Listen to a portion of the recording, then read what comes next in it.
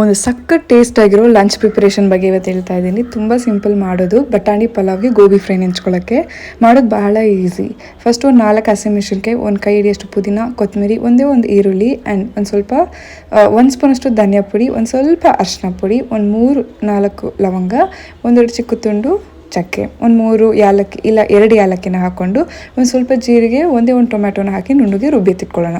ಇವಾಗ ಕುಕ್ಕರ್ನ ಬಿಸಿ ಮಾಡಿಕೊಂಡು ಕುಕ್ಕರಲ್ಲಿ ಒಂದು 50 ml ಎಣ್ಣೆನ ಹಾಕಿದ್ದೀನಿ. ಎಣ್ಣೆ ಬಿಸಿ ಆಗಬೇಕಾದ್ರೆ ಡ್ರೈ ಪಲಾವ್ ಸಾಮಾನು ಏನಿದೆಯಲ್ಲ ಅದನ್ನೆಲ್ಲ ಹಾಕಿ ಫ್ರೆಶ್ ಬಟಾಣಿ ಮೊಳಕೆ ಕಟ್ಟಿರೋದನ್ನ ಹಾಕಿದ್ದೀನಿ. 2 ನಿಮಿಷ ಫ್ರೈ ಮಾಡಿದ್ಮೇಲೆ ಇದ್ರ ಮೇಲೆ 1 ದೊಡ್ಡ ಸ್ಪೂನಷ್ಟು ಜಿಂಜರ್ ಗಾರ್ಲಿಕ್ ಪೇಸ್ಟ್ ಮನೆಯಲ್ಲೇ ಮಾಡಿರೋದನ್ನ ಹಾಕಿ ಚೆನ್ನಾಗಿ ಫ್ರೈ ಮಾಡ್ತಾ ಇದ್ದೀನಿ.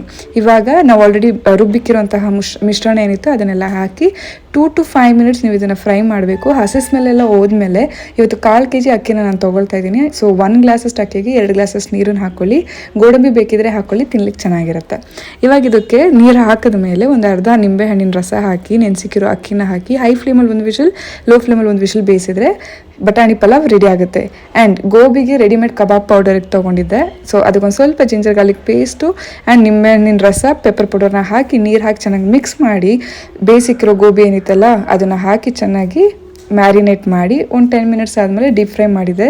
ತಿನ್ನೋಕ್ಕೆ ಸಖತ್ ಕ್ರಂಚಿಯಾಗಿ ಮಜವಾಗಿ ಚೆನ್ನಾಗಿತ್ತು. ಬಟ್ ಏನೇ ಇದ್ರೂ ನಾನು ಹೋಮ್ ಮೇಡ್ ಮಾಡೋ ಗೋಬಿ ಇದಕ್ಕಿಂತ ತುಂಬ ಟೇಸ್ಟ್ ಆಗಿರುತ್ತೆ. ಟ್ರೈ ಮಾಡಿ, ಮಜಾ ಮಾಡಿ.